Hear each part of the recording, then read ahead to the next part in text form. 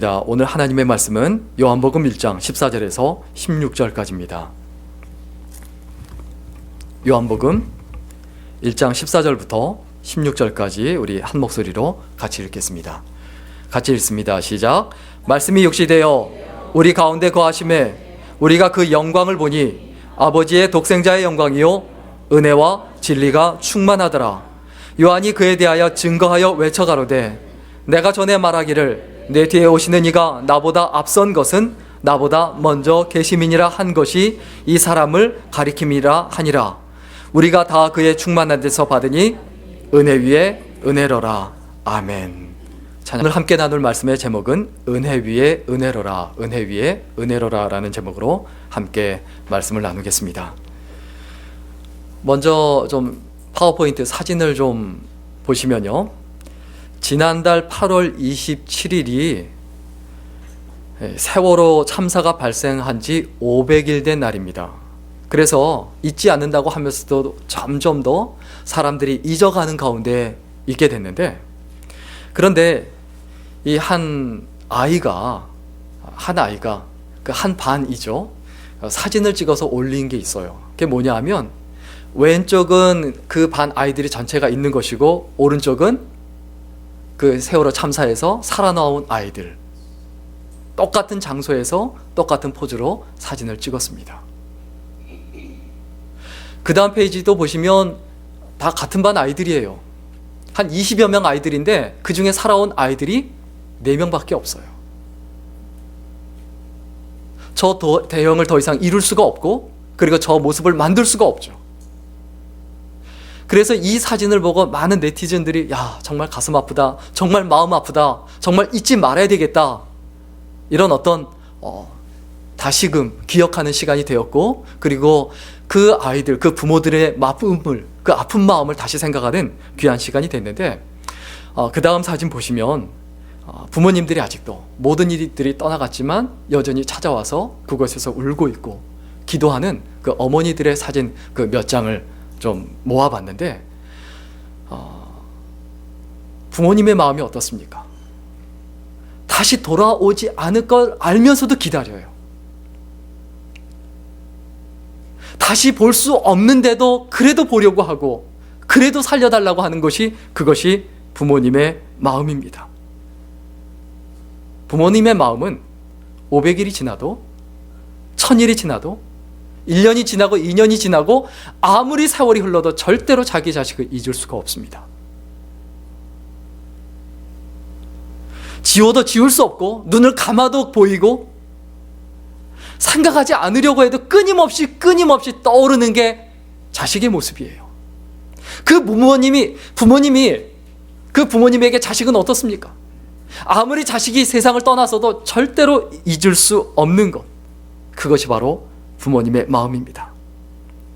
부모는 자식보다 먼저 살았고, 그리고 자식과 함께 살았고, 그리고 자식보다 보통은 먼저 갑니다. 그러나 자식보다 먼저 가지 않고 자식을 먼저 보냈다라고 하면, 그러면 그 부모는 그 자식을 가슴에 묻고 슬프다고 하기에도 부족하고, 아프다고 하기에도 부족하고, 괴롭다라고 하기에도 부족하고, 뭐라고 표현할 수 없을 정도로 슬프고 아프고 힘든 세월을 매일매일 살아가요. 여러분, 자녀는 절대로 부모님의 이러한 사랑을 잊어버리지 말아야 합니다. 그걸 잃어버리면 사람으로서 기본이 안 돼 있는 거죠. 우리가 기억해야 될 게 있습니다. 이 부모님의 그 은혜가 있습니다. 우리가 부모님의 은혜 가운데 살아갑니다. 그런데 부모님이 세상을 떠나가셔도 그 부모님의 은혜는 여전히 살아있어요. 그리고 그 부모님의 기도도 여전히 살아있어요. 또 반대로 부모님은 살아있고 자식들이 먼저 떠났어도 없는 자식임에도 불구하고 없는 자식에 대한 부모님의 사랑은 여전히 존재하고 여전히 살아있고 여전히 더 뚜렷합니다. 이사야서 49장 14절과 15절에 이런 말씀이 있습니다. 오직 시온이 이르기를 여호와께서 나를 버리시며 주께서 나를 잊으셨다 하였거니와 여인이 어찌 그 젖먹는 자식을 잊겠으며 자기 태어난 아들을 긍휼히 여기지 않겠느냐. 그들은 혹시 잊을지라도 나는 너를 잊지 아니할 것이라. 시온이 누굽니까? 이스라엘 백성입니다. 이스라엘 백성이 말합니다. 여호와께서 나를 버렸다. 하나님께서 우리를 버리셨다. 그런데 하나님께서 뭐라고 대답하십니까? 여인이 어떻게 그 젖먹는 자식을 잊겠느냐? 자기 태에서 난 아들을 어떻게 긍휼히 여기지 않겠느냐? 혹시 그들은 잊을지라도 나는 너를 절대 잊지 않는다. 부모님이 자식을 잊는다 할지라도 그래도 하나님은 우리를 어떻게 하지 않는다고요? 절대 잊어버리지 않는다. 이 세상에서 불가능한 것이 있다면 뭘까요? 하나님이 나를 잊으시는 거예요. 하나님은 우리를 절대로 잊을 수가 없어요. 하나님은 우리를 잊은 적이 한 번도 없으세요. 그런데 우리는 얼마나 그 하나님을 잊어버리고 삽니까? 하나님은 그 눈에서 눈동자에서 우리를 놓친 적이 없어요. 그런데 우리는 그 하나님을 얼마나 우리 시야에서 안 보인다고 하나님을 잊어버리고 살아갑니까? 사랑에는 양면성이 있어요. 두 가지 모습. 그게 뭘까요? 하나는 설렘이에요. 두근거리고 좋고 행복하고 짜릿하고. 그런데 이것만 사랑일까요? 근데 이거는 진짜 사랑이 아니고 그냥 설레기만 하는 사랑은 풋사랑이에요. 이건 진짜 사랑이 아니에요. 진짜 농익은 진짜 사랑은 뭐냐면 사랑은 아픔이에요. 자식을 먼저 떠나보낸 부모는 어떻습니까? 자식이 떠났지만 더 사랑해요. 그게 부모의 마음이에요. 하나님의 마음이 그렇습니다. 하나님이 우리를 보면 설레하세요. 행복해하세요. 그런데 하나님께서 또 우리를 보면 어떻게 할까요? 아파하세요. 여러분, 하나님의 아픈 마음을 아세요? 내가 힘들 때 하나님은 더 힘들어 하신다는 사실을 절대로 잊어버리지 말아야 합니다. 사랑은 아픔입니다. 사랑하는 만큼 아프고, 그리고 아픈 만큼 그 사랑은 더 애절해져요. 더 간절해져요. 사랑하는 사람의 아픔 때문에 어떻게 합니까? 사랑하는 사람이 아프면 더 아파하고, 그리고 그렇게 아픔으로 인해서 사랑이 더욱더 깊어가는 것, 그것이 사랑입니다. 그래서 사랑이 뭡니까? 그래서 아픔은 행복일 수 있다는 거죠. 누군가 나를 위해 진심으로 울어주고 그 아픔을 공유하게 되면 진짜 그때 비로소 하나가 됩니다. 여러분, 사랑하면 아픔도 행복이라는 것을 알게 됩니다. 여러분, 무엇 때문에 아프세요? 하나님의 사랑 때문에 아파할 줄 아는 믿음의 종들 될 수 있기를 주의 이름으로 간절히 축원합니다. 우리 교우들 간에 서로의 아픔을 바라보며 더 아파할 줄 아는 믿음의 사람, 그것이 서로 사랑하는 거예요. 다른 사람의 허물을 보며 손가락질하는 것이 아니라 내가 어떻게 그 허물을 좀 감싸줄 수 있을까? 덮어줄 수 있을까? 다른 사람들의 연약함을 보며 그 사람을 내가 어떻게 격려해주고 좀 세워줄 수 있을까? 고민하며 기도하며 슬퍼하고 아파하는 것, 이것이 사랑입니다. 우리는 은혜 위에 은혜로라 라는 말을 참 많이 오해합니다. 그냥 은혜 위에 은혜로라, 오늘 말씀의 제목 은혜 위에 은혜로라, 이 말씀을 어떻게 생각합니까? 그냥 하나님의 은혜가 크다, 그냥 이 정도로 해석해요. 근데 그게 아닙니다. 은혜 위에 은혜로라, 이 말은 뭐냐면 하나님의 가슴 아픈 사랑이에요. 무슨 얘기냐면 하나님의 큰 은혜 더하기 또 은혜가 우리에게 주어지지 않으면 우리는 진짜 구제불능이라는 거예요. 죄 때문에 구제불능이고, 연약함 때문에 구제불능이고, 또 죄 짓고 또 죄 짓고, 또 옛날로 돌아가고, 또 옛날 못된 성품 나아가고, 옛날 못된 죄를 또 짓고, 회개한다고 해놓고 또 돌이키고, 또 옛날 모습으로 또 돌아가고. 은혜 위에 은혜로라, 무슨 말이라고요? 나는 구제불능이구나. 하나님의 큰 은혜가 아니면 내가 절대 이 세상에 존재할 수 없고 무의미한 존재가 될 수밖에 없다라는 말이에요. 은혜 위에 은혜로라, 이 말씀은 뭐라고요? 하나님의 가슴 아픈 절절한 사랑을 표현하는 말이 바로 이 말입니다.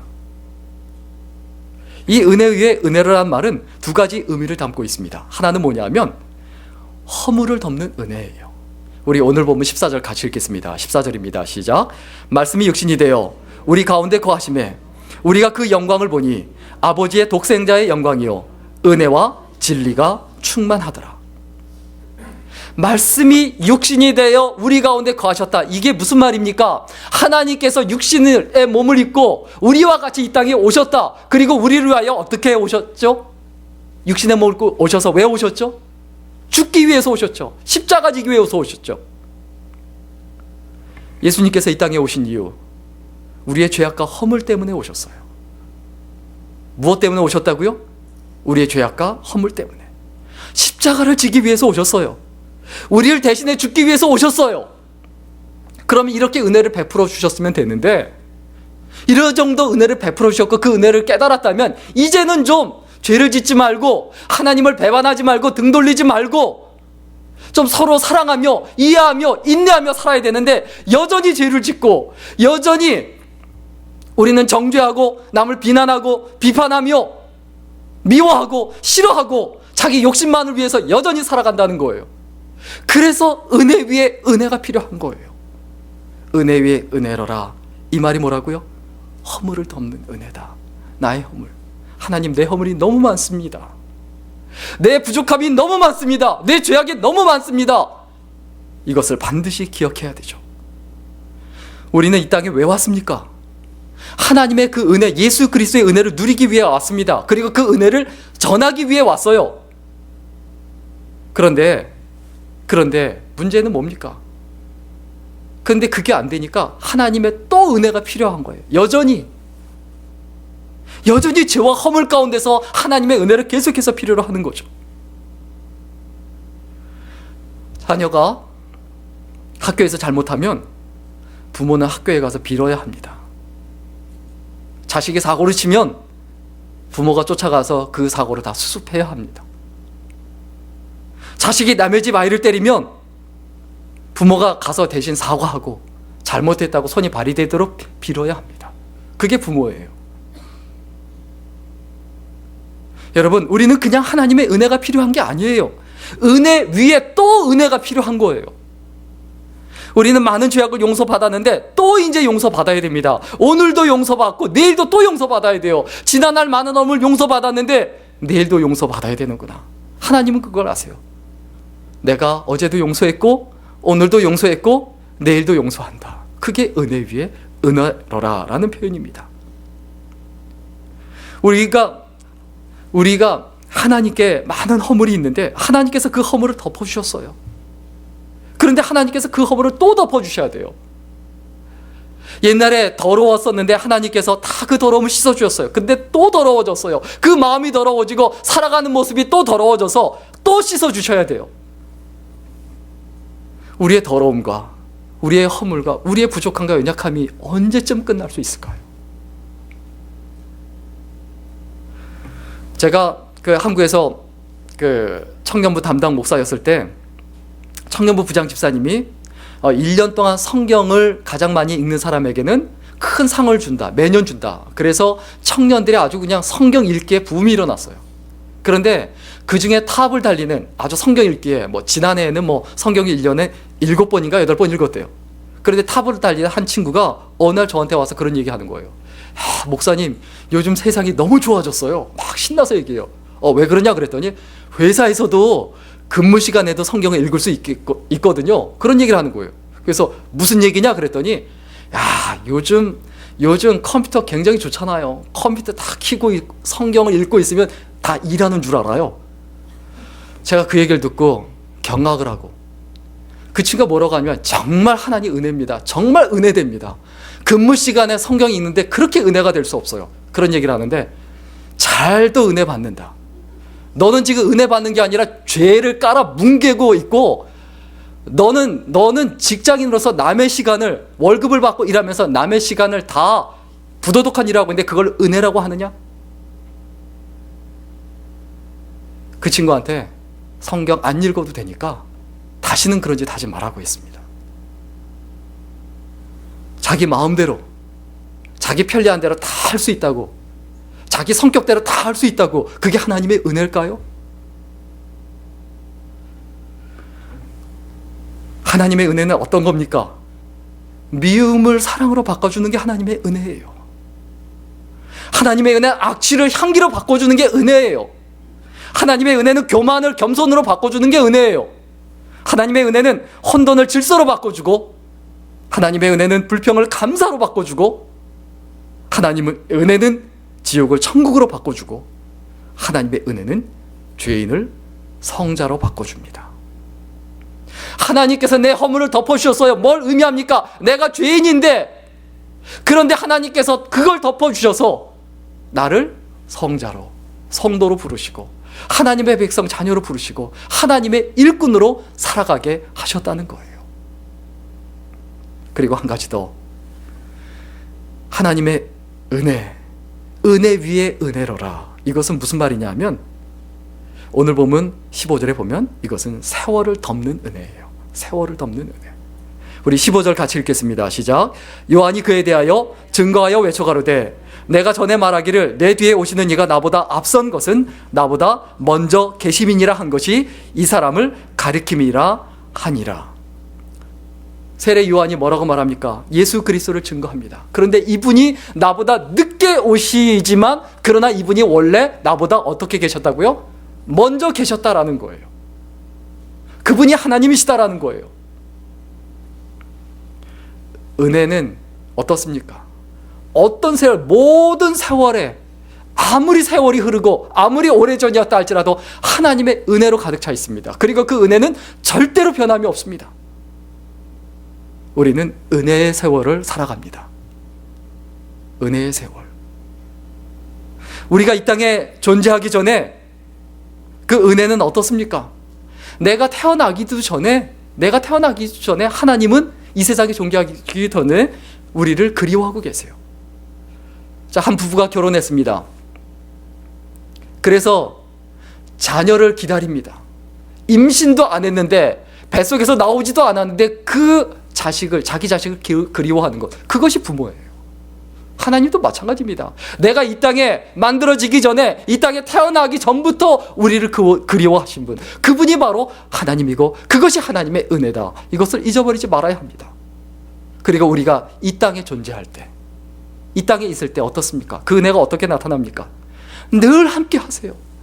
어디에 있든지, 뭘 하든지, 무엇을 하든지 늘 우리와 함께 하시는 그 임마누엘의 하나님, 그것이 바로 하나님의 은혜예요. 우리의 부족함과 연약함과 허물과 죄악임에도 불구하고 절대 우리를 떠나지 않죠. 하나님께서 우리에게 뭐라고 말씀하십니까? 내가 너를 절대 버리지 않고 내가 너를 절대 떠나지 아니하리라. 하나님의 약속입니다. 그리고 우리가 이 땅을 떠나서 이 땅에 더 이상 존재하지 않을 때, 그때 하나님께서 그 하나님의 은혜가 어떻게 나타납니까? 우리가 이 땅에서 잊지 못할 존재가 되게 하십니다. 하나님께 은혜를 입은 분들의 전형적인 특징이 있습니다. 정말 잊고 싶지 않은 분, 마음에 담고 싶은 분, 생각만 해도 마음 따뜻해지는 분, 그런 사람이 되게 해요. 여러분, 어떤 인생을 살고 계세요? 가슴에서 머릿속에서 정말 하루라도 빨리 지워버리고 싶다, 생각만 해도 이가 갈린다. 심지어 저는 심지어는 이건 뭐 죄송한 표현이지만, 그 어느 분한테 화가 나갖고 그런 말 하시는데 저는 너무 표현이 과격해서 깜짝 놀랐어요. 그 사람을 생각하면 그 사람 입만 보이고 입을 짓이기고 싶대요. 도대체 마음에 얼마나 상처를 받았으면 그런 말, 그런 생각이 떠오를까요? 우리가 진짜 하나님께 은혜를 입었다면 어떤 존재가 됩니까? 다른 사람들에게 따뜻한 기억으로, 따뜻한 모습으로, 아름다운 모습으로 기억되어야 되지 않을까요? 좋은 향기로, 아름다운 향기로 기억되어야 되지 않을까요? 우리가 모세를 여전히 기억하고 사도 바울을 여전히 기억하듯, 하나님은 우리가 그 믿음의 선진들처럼 이 땅에서 잊지 못할 존재, 영원히 기억하고 저분처럼 살고 싶다, 이런 마음이 들 수 있도록 우리를 살아가도록 인도하는 것이 하나님의 은혜 아닐까요? 여러분, 하나님 은혜가 뭡니까? 그냥 부자 되는 거요? 마음이 평안한 거요? 나는 마음이 평안한데 다른 사람들은 너무 힘들고 괴로워하고 있는데 참 평안하다, 그게 하나님의 은혜일까요? 직장에서 월급 받고 일하면서 그 근무 시간에 성경 읽고 있으면서 야, 하나님 은혜다, 너무 좋다, 이게 하나님 은혜입니까? 우리는 그 은혜를 누려야 합니다. 하나님의 은혜. 아무리 세월이 변하고 아무리 세월이 흐르고 내가 태어나기 전부터 나를 향한 하나님의 은혜는 존재했고, 내가 이 땅에 존재할 때도 하나님의 은혜는 여전히 있었고, 내가 떠나간 후에도 하나님의 은혜는 여전히 있을 것이다. 그 은혜를 누리며 살자는 거예요. 찰스 스펄전 목사님이 주일날 예배를 드리고 집에 가는 길이었습니다. 그런데 마차를 타고 템즈강 다리 위를 지나가고 있는데, 그때 문득 이런 생각이 들더래요. 내가 이 작은 물고기 아닐까? 그러면서 물고기인 내가 이 템즈강 강물을 다 마셔버리면 어떡하지? 강이 그래서 말라버리면 어떡하지? 그때 하나님의 음성이 들리더래요. 하나님의 음성. 찰스야, 마음껏 들여 마셔라. 마음껏 들여 마셔라. 내 은혜가 네게 족하다. 아무리 네가 그것을 들여 마셔도 너는 다 마시지 못한다. 그리고 또 그런 생각이 들더래요. 내가 한 마리 생쥐가 아닐까? 내가 한 마리 생쥐여서 곡간 안에 있는 그 요셉 시대에, 애굽 시대에 그 요셉이 다스릴 때 곡간 안에 그득그득 넣어놓은 그 생쥐알이 한 마리여서 내가 그 곡식을 다 먹어버리면 어떻게 될까? 그때 하나님께서 하신 말씀이, 음성이, 마음껏 먹어라. 먹다가 배 터져 죽지나 말아라. 이건 제가 붙인 말입니다. 내 은혜가 네게 족하다. 또 이런 생각이 들더래요. 내가 산을 등산하는 그런 등산객이 아닐까? 산 꼭대기에 올라가서 와, 공기 좋다라고 하면서 내가 이 좋은 공기를 다 들이마시면 산소가 없어져서 사람들이 다 죽으면 어떡하지? 그때 하나님의 말씀, 이 작은 인간아, 실컷 다 들여 마셔라. 내 은혜가 네게 족하다. 여러분, 우리의 삶에 풍성한 것, 풍요로운 것, 그게 뭡니까? 하나님의 은혜예요. 고린도후서 12장 9절 같이 읽겠습니다. 고린도후서 12장 9절입니다. 시작. 내게 이르시기를 내 은혜가 내게 족하도다. 이는 내 능력이 약한 데서 온전하여 짐이라 하신지라. 이러므로 도리어 크게 기뻐함으로 나의 여러 약한 것들에 대하여 자랑하리니 이는 그리스도의 능력으로 내게 머물게 하려 함이라. 이 세상은 하나님의 은혜로 가득 차 있습니다. 뭐로 가득 차 있다고요? 하나님의 은혜. 공기가 없는 곳엔 있을 수 있지만 하나님의 은혜가 없는 곳은 없어요. 그러면 그 은혜, 가득 찬 은혜를 내가 누리느냐 못 누리냐 문제예요. 내가 그 은혜를 누리는 비결은 뭡니까? 깨달음이에요. 깨달음. 은혜는 두 종류의 은혜가 있어요. 하나는 뭐냐면 깨달은 은혜예요. 깨달으면 그 다음부터 하나님의 은혜를 깨달으면 내가 그 하나님의 은혜를 누리는 거예요. 그래서 어떻게 됩니까? 하나님의 백성이요, 하나님의 자녀요, 하나님의 일꾼으로 살아갑니다. 그런데 두 번째 은혜는 뭡니까? 깨닫지 못한 은혜가 있어요. 하나님의 은혜인데 하나님의 은혜인 줄 인식하지 못하는 거예요. 그래서 자기가 잘나서 잘된 걸로 알고, 자기가 똑똑해서 잘 되는 걸로 알고, 또 반대로 잘못되면 자기 삶에 하나님의 은혜가 없는 줄 알아요. 내가 몸이 아프면 하나님의 은혜가 없는 겁니까? 내가 가난하면 하나님의 은혜가 없는 겁니까? 내가 사업에 망하면, 비즈니스 망하면 하나님의 은혜가 없는 겁니까? 하나님의 은혜는 어떠한 가운데 어떤 순간에도 존재한다. 문제는 내가 하나님의 은혜를 놓치는 것뿐이다. 망각하는 것뿐이다. 깨닫지 못하는 것뿐이다. 이것을 우리가 잊어버리지 말아야 되죠. 시편 49편 20절 같이 읽겠습니다. 시편 49편 20절입니다. 같이 읽습니다. 시작. 존귀에 처하나 깨닫지 못하는 사람은 멸망하는 짐승과 같도다. 아무리 부자가 되고 아무리 높은 위치에 올라가고 아무리 떵떵거리며 살아도 깨닫지 못하는 사람은 멸망하는 짐승과 같도다. 하나님의 은혜를 깨닫는 것, 우리의 삶에서 얼마나 중요합니까? 마지막으로 은혜에 관한 성경 구절이 성경에 굉장히 많아요. 그런데 정말 하나님의 은혜를 깨닫기 위해서는 하나님 말씀의 은혜에 대해서 뭐라고 말하고 있는가, 무엇이 은혜인지를 하나님 말씀이 가르쳐 줍니다. 이것을 우리가 같이 그대로 한 구절씩 좀 읽어보고 오늘 말씀을 마쳤으면 좋겠습니다. 우리 시편 103편 2절 같이 읽겠습니다. 시작. 내 영혼아 여호와를 송축하며 그 모든 은택을 잊지 말지어다. 고린도후서 8장 9절입니다. 우리 주 예수 그리스도의 은혜를 너희가 알거니와 부요하신 자로서 너희를 위하여 가난하게 되심은 그의 가난함을 인하여 너희로 부요케 하려 하심이니라. 고린도후서 9장 8절입니다. 하나님이 능히 모든 은혜를 너희에게 넘치게 하시다니 이는 너희로 모든 일에 항상 모든 것이 넉넉하여 모든 착한 일을 넘치게 하려 하심이라. 로마서 3장 23절과 24절입니다. 모든 사람이 죄를 범하였음에 하나님의 영광에 이르지 못하였더니 그리스도 예수 안에 있는 구속으로 말미암아 하나님의 은혜로 값없이 의롭다 하심을 얻은 자 되었느니라. 에베소서 2장 8절입니다. 너희가 그 은혜를 인하여 믿음으로 말미암아 구원을 얻었나니 이것이 너희에게 난 것이 아니요 하나님의 선물이라. 신명기 5장 10절입니다. 나를 사랑하고 내 계명을 지키는 자에게는 천대까지 은혜를 베푸느니라. 시편 31편 19절입니다. 주를 두려워하는 자를 위하여 쌓아두신 은혜 곧 인생 앞에서 주께 피하는 자를 위하여 베푸신 은혜가 어찌 그리 큰지요.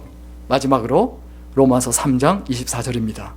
그리스도 예수 안에 있는 구속으로 말미암아 하나님의 은혜로 값없이 의롭다 하심을 얻은 자 되었느니라. 여러분 결론 내리고 마치겠습니다.